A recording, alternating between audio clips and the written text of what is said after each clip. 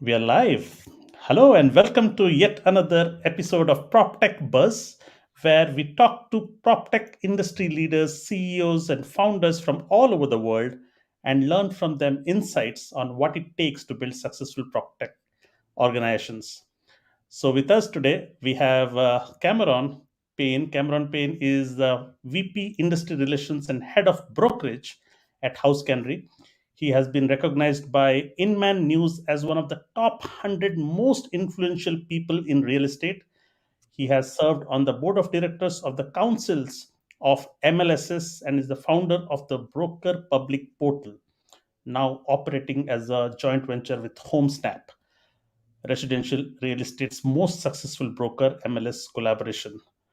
Cameron is an industrial heavyweight who came up the way I came up to know about Cameron was through his very popular article that he published a few weeks ago, which had a penetrating peek into the future of real estate with his real estate trends.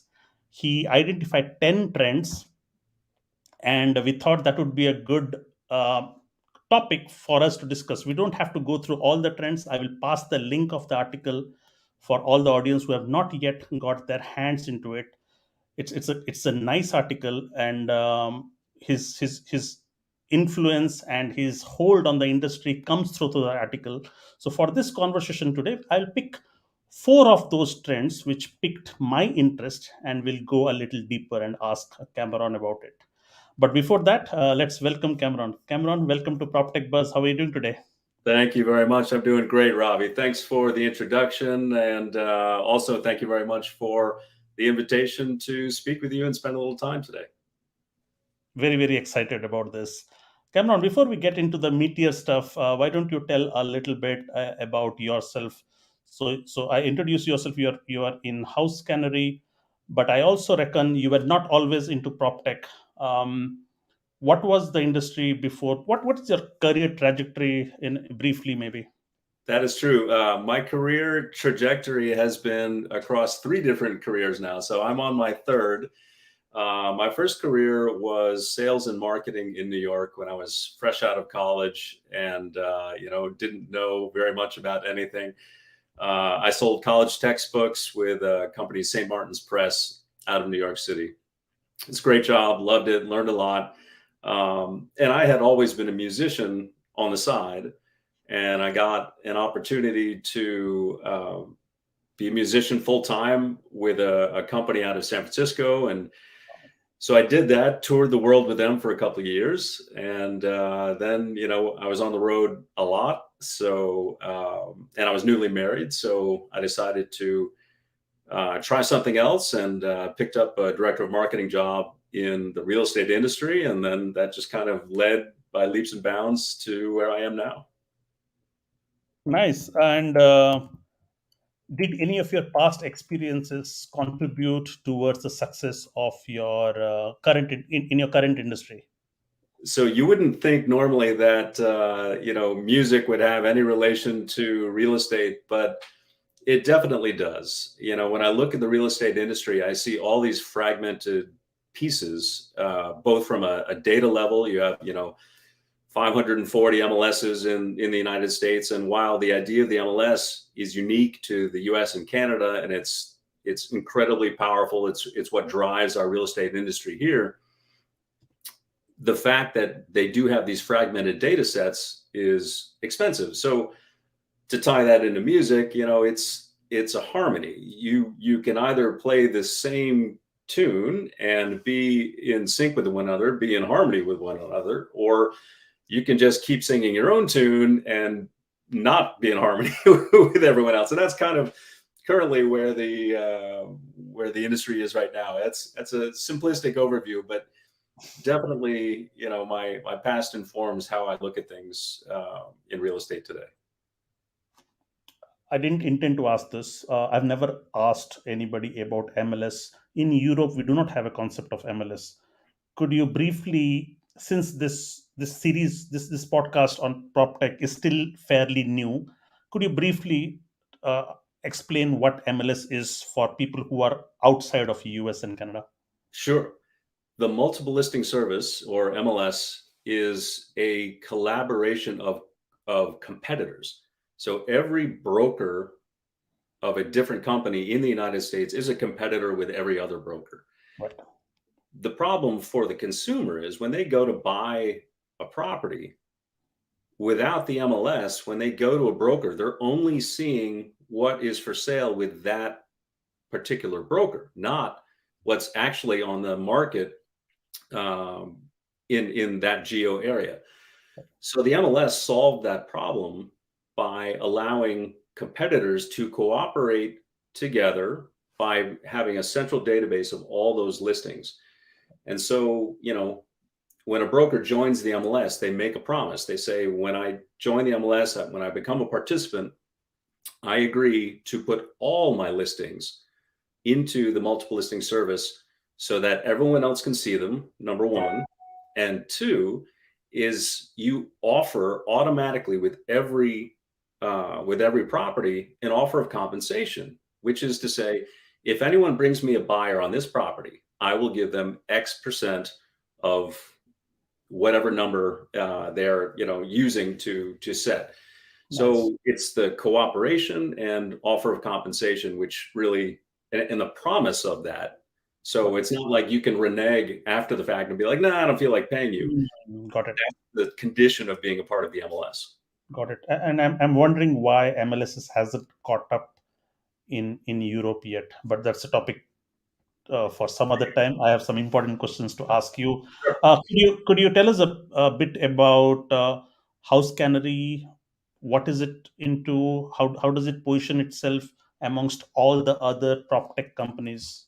Maybe. Absolutely. Housecanary is a 50 state plus DC brokerage. So essentially 51 states in the United States. And what we do is specialize in investors. So institutional investors who are looking to buy properties across multiple states, multiple regions, hundreds or even thousands of properties at a time. They need to invest money for a variety of different reasons.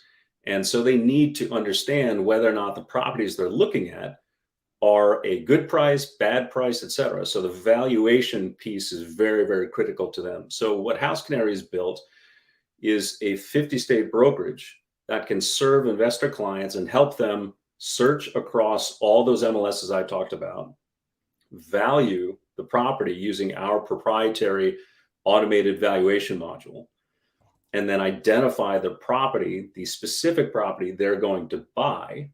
And then we give them the option to either, if they have someone in market that they prefer to use, great. If they need our help to identify someone to help them, we can do that too. Or if they need us to do it, we can also do that. So it's an automation of a lot of what happens. If you break the transaction into two, let's call it first mile and last mile. The first mile part of the transaction is where Housecanary does it better than anyone else. So the first mile would be search, value, identify the property you're going to buy. Basically, these are the steps you need to create procuring cause in the United States. We do a phenomenal job at that. Our AVM is known for being very, very accurate. And this is it's the lifeblood of our clients who are doing the investing. And then the last mile piece, we can do that. But really, we're built to cooperate with other brokers who are local in market, who have that local expertise. And we just co-broke with them to help our client get the transaction actually purchased. So you're responsible till the transaction. It's not just to get the leads. It's not about just getting the right property for the investors. You are actually going the last mile till the transaction happens, and Exactly. you make a cut of the transaction. Exactly. Got it. And it's primarily investors. It's not for retail real estate brokers. It's about institutional investors, the big ones, the big players, right? Correct. Yeah. We're not built to really take people around to a dozen homes until they find the one they love.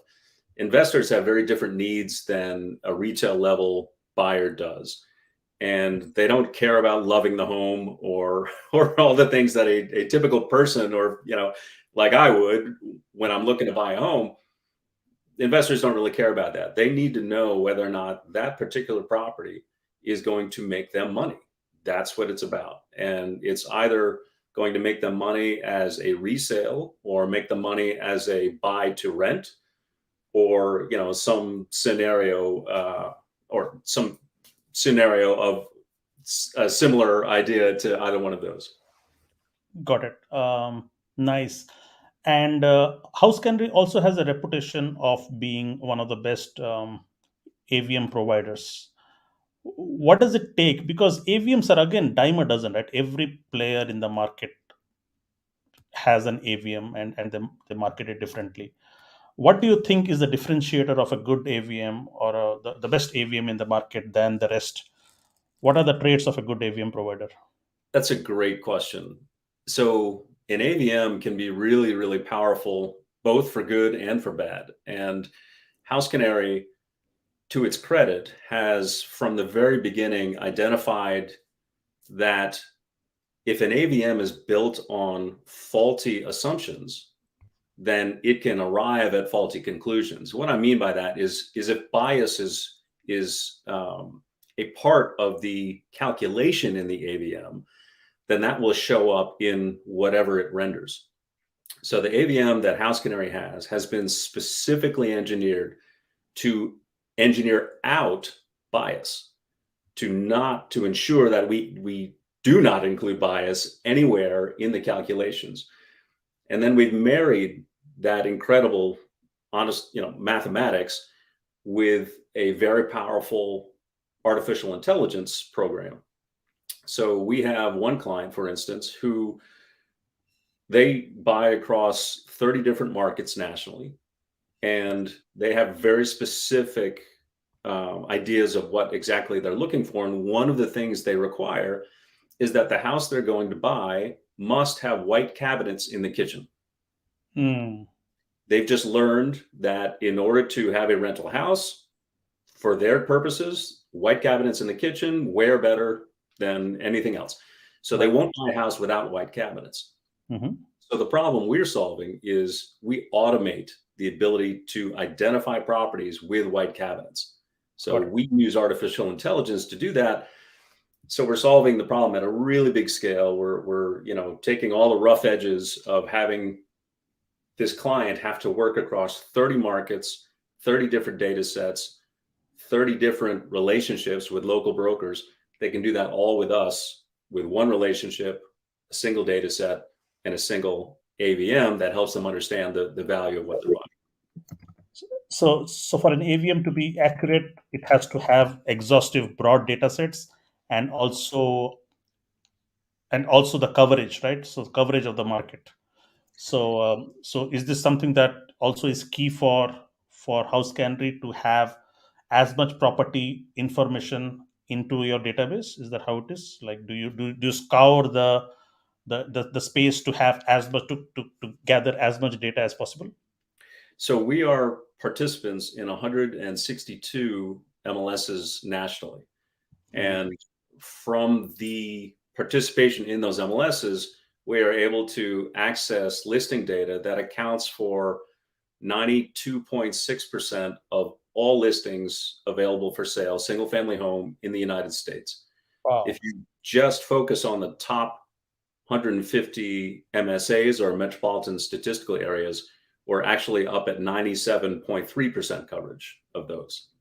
And how's the relationship? Like, do you pay the MLSs for the data, or like is this a healthy win-win relationship, or do you get it for free? How does it work? Well, so we're a broker. So with an MLS, and one of the rules of an MLS in the United States is that only a broker can become a participant in a multiple listing service. I So see. if we were just a PropTech company who was not a brokerage, Hmm. we could not get the data. I see. We could not have access to the data. So there are qualifications to being a brokerage. We have to show that we're actually conducting real estate activity, et cetera, which we're Right. doing. I explained before, but there is a fee to join each of those MLSs. So it's not small when you add them all together. It's pretty significant. So there's definitely an investment that we've made to both join in the first place. There are often one-time fees up front, and then to continue that over the years. So do you only get listing data, or do you also get transaction data of the actual transactions as well? It depends often on the multiple listing service itself. So the MLSs have different qualities. Each one, they're all customized to some degree by their local owners.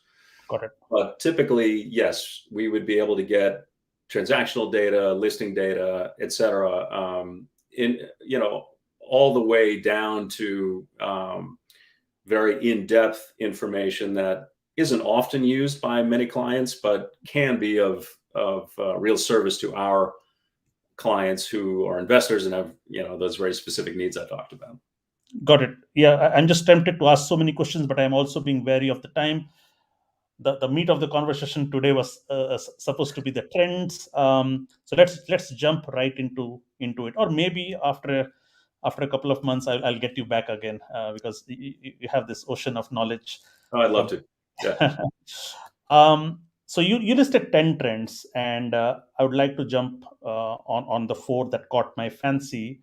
The first one was the metaverse mirror and the virtual real estate. And let me quote what you said in the article. You said, inevitably, buyers of metaverse real estate will seek professional help finding, valuing, and purchasing. There are already a few bleeding edge brokerages working this space, so consider this the call to action to create a new designation to educate experts in this virtual space. This just blew my mind because I never thought that there would be players who would be evaluating virtual properties as well, and why not actually? But can you shed some more light there? Yeah, it's a funny one. That particular, I had a very large national broker get back to me about the article and say, I don't agree with that at all. So yeah, it's possible I'm wrong, but my point is simply that it's happening actually now. So I want to make one thing clear to your listeners: there's no one metaverse for these real estate properties. There are many. Got it. And one of the things that only time will tell is which ones become particularly popular. But you can Google any stories. I wish I had the link in front of me, but the one story that I recall is someone paid something like $400,000 to buy the house in a metaverse next to Snoop Dogg. Like that's that's what he wanted to do. So this is $400,000 of US dollars, not Bitcoin or anything else that could just devalue overnight potentially. So there's real money being spent on virtual real estate. Right. And it is mind blowing. I can't pretend that I completely understand why, but nonetheless, it is happening, and there are brokerages who are on the bleeding edge, who are trying to help clients be able to shop for listings across multiple metaverses and understand whether the value is better over here, better over here. It's not so dissimilar from what they're doing now for real estate as we know it, the live real estate. Got it. Thank you. The second one was data hangover, and this also caught my attention because we talk about properties, we talk about the interiors of the properties, the condition of the properties. However, we never talk about the devices, internal appliances, the connected smart devices within the properties. And you said that consumers love tech in their homes and are rapidly becoming expected features of the properties, from smart doorbells to thermostats to entire HVAC systems. And we are not doing enough to capture this data and bring it to use. Do you want to shed some light on where do you see this playing when it comes to property data? Absolutely. And first, I want to give a quick shout out to an organization here in the States that is working hard to bring standards to all sorts of real estate data, and potentially to this as well. They're called the Real Estate Standards Organization. And it's a not-for-profit organization just developed entirely to essentially bring order from the chaos that all the, is all the data in real estate. So the best way to think about it, I think, is when you look at a property has a value attached to it. Some of that value is made up of what's actually in the property, specifically fixtures and things that would convey when the property is sold. Right. So my point is that when consumers add a Nest thermostat or a Ring doorbell or a smart HVAC system, these add value to the property. The multiple listing services, the ones who actually take in those listings to start with, don't yet have data fields that will accept being able to put in, hey, this is a Nest thermostat or this is a Ring doorbell. So that's step one, is we need to create the space for those data fields to actually be populated, identify what they are, and then have them be populated. And then related to that is who is actually tracking that data, who owns the data, and how will the data be used? Right. So, all those smart devices that we love to have in our homes are collecting mountains of data on us. Right. And it's potentially valuable data as well. So my point to the industry is, it makes sense to me that if it's happening within a real estate property, maybe it's real estate who should be the ones who should be focused on being the arbiter of that data, setting the fields, collecting the data, deciding on how the ownership works, and deciding on use cases. So that's kind of the overview of where I was coming from. So what could be the use case? Are you talking about contribution of this data towards the valuation of the property, or are you looking at other use cases from this data?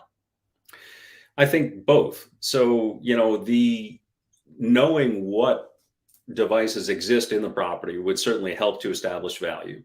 So if you have a very high-end smart HVAC system that can be controlled remotely from a tablet, I would put a different value on that in terms of what the house is than a 1960s, oil burning HVAC system, right? So I think that would be one aspect of it, is, what value the devices themselves have. But then there's also, I think, value from the data that they're collecting. Right. And we may not I don't pretend to completely understand what exactly that value is going to be. But I think, if anything, the internet has shown us that even if we don't understand it now, data definitely does have value, and we should probably plan for how it's going to be used. Correct. And the last two that I have is specialized services and evolution of property search. So with specialized services, you said, as a consumer, demand for real estate becomes more specialized to meet unique buyer requirements. Like a requirement could be, find me buy to rent opportunities in 30 states, find me a waterfront home with a deep water dock. So I can understand what you're trying to say, but maybe for the audience, could you explain your message here? Yeah, absolutely. It's very simply, it's no different than if it's determined that you need heart surgery, you don't go to a general practitioner for the surgery. You find a heart surgeon. So if you're looking for something specific in real estate, my point is simply that there are real estate agents now who are starting to focus on very specific niche areas where they can help those clients. That's it. Got it. And the last one also caught my fancy, which was evolution of property search. So I'll not read it. Maybe you could summarize it for our audience. Where is the search heading towards? Sure. And this is a little more out there, but I'm just proposing that, we start almost every website, real estate search site that I can think of, starts with a box of limitations. Right. They say, hey, what's your limitation on price? What's your limitation on scale? Where do you want to live? Like that kind of stuff. That will get me a bunch of homes, but it may not get me any homes that are of interest to me. So it makes more sense to me that we ask good questions like, what's important to you? Is security important to you? Is being near fresh water important to you? You know, what is that? And then we can arrive at very different properties being delivered based on those. From my perspective, asking about price or even specific location might come last rather than first. So Got it. Great. As I said, I'm just. It feels like I'm just getting warmed up. I wish I could have a longer conversation with Cameron, given his vast experience in this industry. But Cameron, you while I let you go, you have to promise that next time we'll have a longer conversation in one of the specific topics. Especially, I also wanted to know where is AVMs heading and what's the future of AVMs. I'm sure we'll not run out of topics to talk. I promise. So I would love to come back, Robbie. Thank you. excellent, great. With that, thank you so much, Cameron, and it was a pleasure talking to you. See you You too. around. Bye bye. Take care.